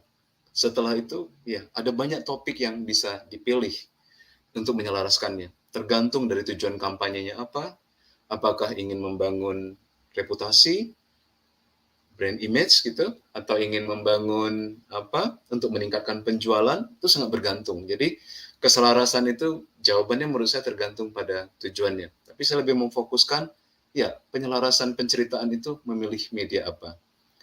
Kalau untuk Audita, kita bisa lanjut Rizka ke Audita. Iya, Mas Rizal, terima Iya. kasih. Iya, Sebelumnya untuk dari Audita tadi sebagian sudah dijawab ya oleh Mas Adi ya. Audita bertanya tentang apakah metode storytelling dapat dijadikan sebagai metode ya komunikasi atau metode kampanye jangka panjang. Mas Adi tadi sudah menjelaskan potensinya besar sekali ya Mas Adi ya. Betul? Kita juga bisa mungkin berikan gambaran ya Mas Adi ya, hal-hal kecil. Walaupun misalkan mungkin bisnis kita itu adalah sebuah warung sederhana begitu ya. Kita bisa mulai bercerita tentang bagaimana kita berbelanja, bagaimana kita membersihkan bahan-bahan yang akan kita masak. Kita bisa bercerita bahwa dapur kita bersih. Kita bisa bercerita tentang bagaimana kesepenuhan hati kita ketika memasaknya. Nanti masih ada cerita lagi bagaimana cara kita menyajikannya. Mungkin ada cerita lagi bagaimana kita bertanya kepada pelanggan rasanya enak atau tidak, dan kemudian kita belajar untuk membenahi rasanya. Sampai kemungkinan ada cerita tentang bagaimana orang-orang bahagia dengan menu yang kita sajikan. Dan itu ada banyak cerita, mungkin menyembuhkan orang sakit gitu ya. Sebagai menu yang dikangenin oleh orang tua, yang kemudian dibelikan oleh anaknya. Luar biasa. Ini bisa menjadi amunisi yang besar kalau punya kreativitas yang juga mendukung itu. Untuk Aldo, ada pertanyaan sederhananya saya rangkum itu adalah bagaimana ya cara mempertahankan atau mengeksekusi brand archetype dalam visual storytelling begitu ya. Jadi brand archetype-nya dapat dipertahankan, dijaga, tapi kemudian mengembangkan storytelling untuk visual gitu ya. Kalau menurut saya, Aldo, prinsip dasarnya adalah archetype itu ada pada prinsipnya dengan komponen yang begitu banyak gitu ya, dari mulai mungkin color, shape, kemudian spirit gitu ya, atau kemudian ada figure dan seterusnya. Pada dasarnya mereka menawarkan value. Perusahaan atau korporat atau brand itu selalu berharap bahwa dalam kampanye-kampanye mereka buat itu adalah value-nya tidak boleh diubah begitu. Ya, value itu dinamis ya, menyesuaikan dengan kondisi pasar. Tapi dia tidak boleh menyimpang dari nilai utama yang dipertahankan. Prinsip dasarnya itu, Aldo. Dan mungkin masih ingat Aldo bahwa dalam kampanye begitu ya, kita tidak bisa melihat cerita iklan itu sebagai pasar gitu. Semuanya kita masukin, orang tidak bisa fokus. Jadi kalau brand archetype elemennya banyak, kita ambil aja value-value yang mungkin relate atau relevan dengan satu fokus kampanye kita. Tujuannya apa? Kalau tujuannya itu lebih untuk mengenalkan produk kita, oke, ambil archetype yang kemudian ya relevan dengan produk baru kita itu. Mungkin bentuknya kah, rasanya, misalkan seperti itu. Selain itu, visual storytelling itu tidak berarti juga semuanya itu bertumbuh pada visualnya gitu ya. Ya, bukan hanya pada persoalan teknik sinematografi yang baik atau teknik fotografi yang baik saja, tapi semua bergantung kepada big idea. Ide besarnya apa di balik cerita itu. Jadi, oke, eksekusi brand archetype atau brand value dengan ide yang besar. Strateginya harus seperti itu. Jadi, ada bagian-bagian tertentu yang harus dikawal ya sebagai mandatori, kemudian ada bagian lain yang menjadi kreativitas, bergantung pada tujuan apa yang dicapai untuk kampanye, siapa targetnya, mereka ingin mendengarkan apa, mereka ingin melihat apa, itu yang mungkin perlu Aldo nanti kembangkan kalau ingin mencoba mengembangkan visual storytelling. Dari saya, Rizka, teman-teman, itu responnya. Mungkin silakan kembali ke Rizka. Oke, terima kasih Mas Rizal atas jawaban-jawaban pertanyaannya. Mungkin sebelum lanjut ke pertanyaan selanjutnya, dari Mas Adi mungkin ada jawaban tambahan dari beberapa pertanyaan dari Mbak Indah atau Mbak Audita atau Mas Aldo tadi. Iya, mungkin kalau dari pertanyaan pertama yang Mbak Indah, saya cuma nambahin itu aja. Saya rasa soal media itu memang benar, bagaimana tipe konsumen itu juga akan mempengaruhi tipe media yang dikonsumsi ya, sehingga itu yang kemudian menjadi krusial sebenarnya.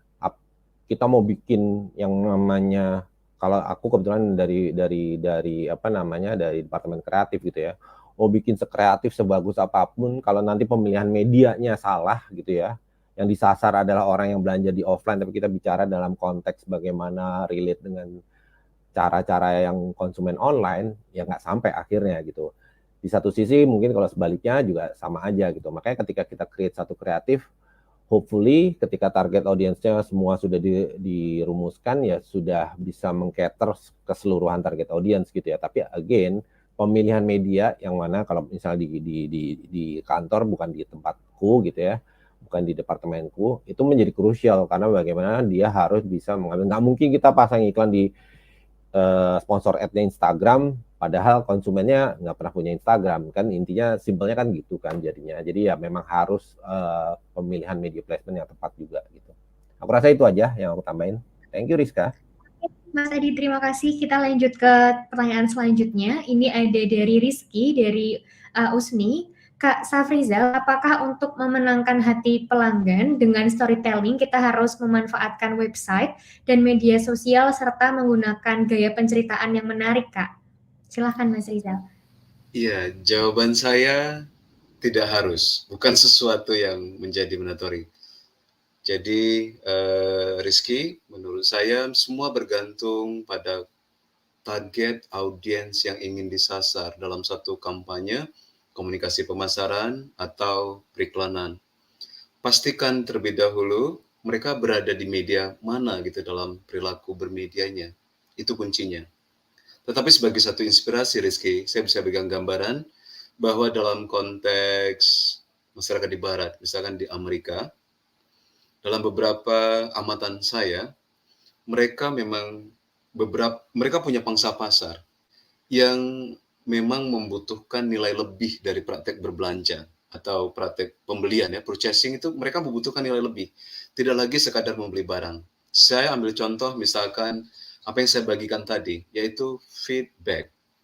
Dari feed, makanan begitu ya, kemudian untuk memberi makan, kemudian bag, tas gitu ya. Jadi dia menjual tas yang kemudian hasil penjualannya digunakan untuk mendonasi anak-anak di negara berkembang. Yang awalnya adalah memberikan kesempatan mereka makan dengan nutrisi yang baik, tapi kemudian berubah sampai membuat kelas sekolah dan seterusnya. Feedback ini dikelola oleh, seingat saya adalah cucunya George Bush, begitu ya. Oke. Dalam masyarakat Barat, ketika orang melakukan aktivitas filantropi seperti itu, sangat mengesankan. Maka kemudian, apa yang menarik saya temukan adalah, di Barat juga, website itu mulai mengubah apa yang awalnya dikenal dengan misalkan about, itu di dalam situs web, ya fitur yang namanya about itu banyak diganti menjadi our story. Mereka tidak lagi mengatakan tentang mereka, tapi cerita kami. Dan mereka menceritakan tentang misi mereka, apa yang mereka lakukan, dari praktek bisnis mereka atau proses bisnis mereka, Rizky.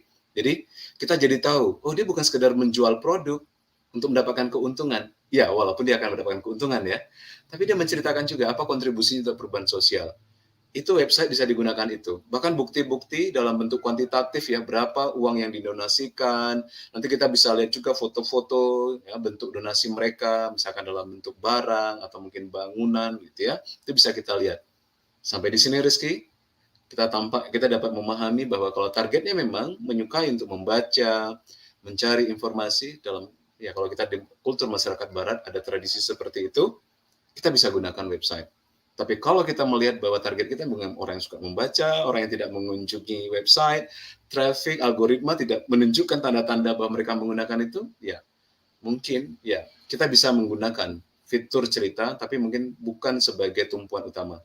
Kalau media sosial, tampaknya orang Indonesia banyak indikator yang menunjukkan ya orang Indonesia menyukai menggunakan media sosial, ya, orang Indonesia suka. Dan ya ini bisa saya kira dioptimalkan begitu. Intinya mungkin seperti gambaran Tawal tadi Rizky, ya ketika memposting video pendek, foto, begitu ya, coba bikin dalam satu rencana yang disebut dengan storytelling planning, sehingga dia ada urutan, ada rangkaian, ada kronologi, supaya tidak ada lompatan-lompatan yang kemudian membuat orang tidak nyaman menyaksikan cerita-cerita yang kita buat di dalam akun media sosial untuk bisnis kita. Begitu ya, Rizky, Mbak Rizka? Baik, menarik ini ya? Rizky dan Rizka ya. Menarik. Iya Mas Rizal, kebetulan sama. Oke, sebelum itu mungkin dari Mas Adi ada yang mau ditambahkan terkait pertanyaan dari Mas Rizky? Oke, ya menarik sih sebenarnya. Mungkin orang beranggapan ketika kita ngomong storytelling itu berarti harus melalui iklan TV yang berpanjang-panjang atau iklan radio yang durasinya 60 second dan lain sebagainya. Tapi sebenarnya enggak, karena itu tadi sih bahwa kenapa kita Indonesia adalah pengguna sosial media yang cukup masif ya, mulai dari platform zamannya Facebook, Instagram sampai sekarang zaman TikTok gitu. Kita tuh doyan banget ngobrol.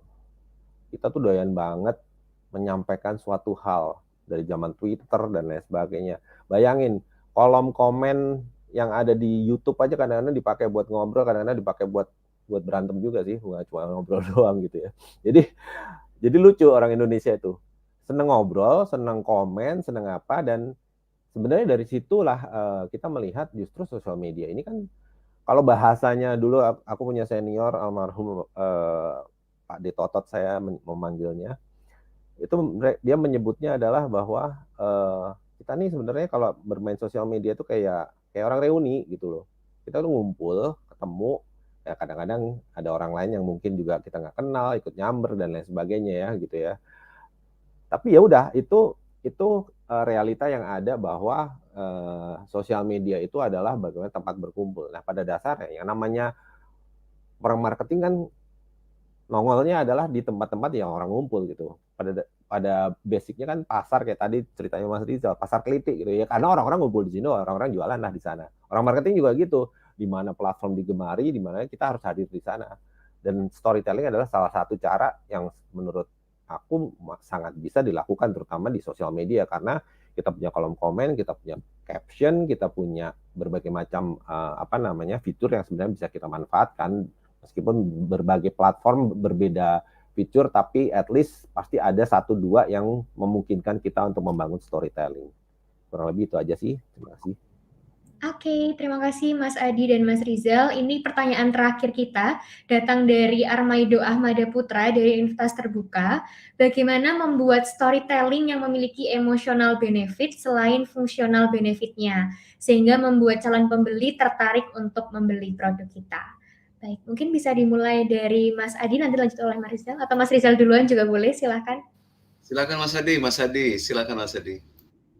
Oke, gimana storytelling yang memiliki emosi? Ya, pada dasarnya gini sih, ketika kita bicara tentang kampanye, kalau kita ngomong kampanye yang sifatnya CSR atau memang ada mengandung social cost tertentu, itu mungkin emotional benefit itu menjadi porsi yang paling besar gitu ya. Realitanya adalah bahwa ketika kita punya klien, itu mereka pasti mau jualan gitu ya, entah itu produk, jasanya dan lain sebagainya. Dan realitanya adalah most klien pengennya keunggulan produknya yang dijual gitu ya. Jadi memang kalau kita bicara soal bagaimana cara kita bikin storytelling, sebenarnya tantangannya adalah bagaimana kita convince the client itself gitu ya, bagaimana kita meng-convince bahwa ini harus di-combine secara proporsional gitu. Jadi kalau kita bicara, kayak misalnya mungkin tadi kita bicara iklan contoh yang diputarkan oleh Mas Rizal di Thai Insurance itu, mungkin kalau klien di Indonesia nggak ada yang mau tuh. Karena emosional banget tuh kan, emosional banget gitu semua. Aduh, brand gue nongolnya cuma dikit doang di belakang nih, gitu kan sebenarnya. Padahal itu sesuatu yang mungkin it works, orang ingat gitu ya. Tapi ada juga yang bilang, ntar orang ingat ceritanya, tapi gue nggak ingat nggak ingat sama produk gue gitu. Jadi memang di realitanya pada saat kita in real world, kita harus mengkombinasikan antara functional benefit dan juga emotional benefit, itu pasti gitu ya. Karena at the end of the day ya kita harus realistis bahwa kita harus jualan gitu. Apakah emotional benefit tidak bisa jualan? Bisa banget gitu. Tapi in some product, in some kategori produk memang kita harus pilah-pilah. Ada produk-produk tertentu yang kita memang tidak bisa goes dengan benefit, emotional benefit aja gitu ya, ataupun porsinya lebih besar dibanding functional benefitnya. Tapi ada juga produk-produk, kategori produk-produk tertentu yang functional benefitnya memang justru mungkin mendominasi, jadi terlihat lebih hard sell gitu.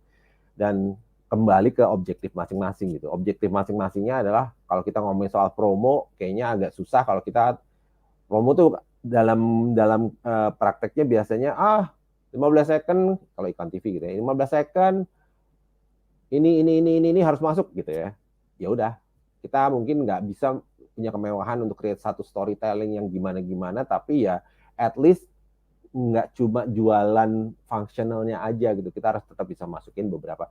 Kayak tadi contohnya sebenarnya yang dilakukan oleh Permata yang aku puter itu adalah sebenarnya harusnya jualan, karena jualan event kan itu. Jualan event World Wisdom yang dilakukan, diadakan di satu event tertentu gitu. Tapi kita coba masuk dengan cara yang berbeda, emotional benefitnya. Kita ngomong tentang value kekayaan yang tidak sekedar harta benda dan lain sebagainya. Tapi at the end of the day, ini adalah soal event Wealth Wisdom punyanya Permata Bank. Tapi ada ternyata beberapa klien-klien yang kita bisa treat itu. Tapi mostly klien-klien kadang-kadang, gue maunya USP produk gue yang keluar lebih banyak ya. Mau kita kadang-kadang harus berkompromi dengan itu. Gitu aja, thank you. Oke, silakan Mas Rizal. Iya, saya sedikit menambahkan ya, Armaido, saya kira salah satu tantangan terbesar dalam membuat storytelling adalah biasanya storyteller, apakah itu marketers, begitu ya, apakah kemudian itu brand storyteller, mereka mungkin terlalu bertumpu pada apa yang ingin mereka ceritakan. Jadi mereka tidak mencoba mendengar terlebih dahulu, ya. Jadi sebenarnya konsumen itu punya perspektif, punya persepsi tentang brand atau produk kita. Dan persepsi itu bisa menjadi cerita. Di dalam persepsi itu ada emosi, ada afeksinya. Ini yang jarang dilakukan. Agensi-agensi besar, itu mereka bisa melakukan focus group discussion yang sederhana. Beberapa bahkan melakukan itu etnografi ya.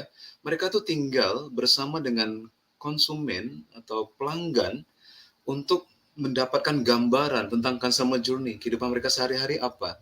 Bagaimana kemudian produk atau brand itu hidup dalam kehidupan sehari mereka. Posisinya ada di mana.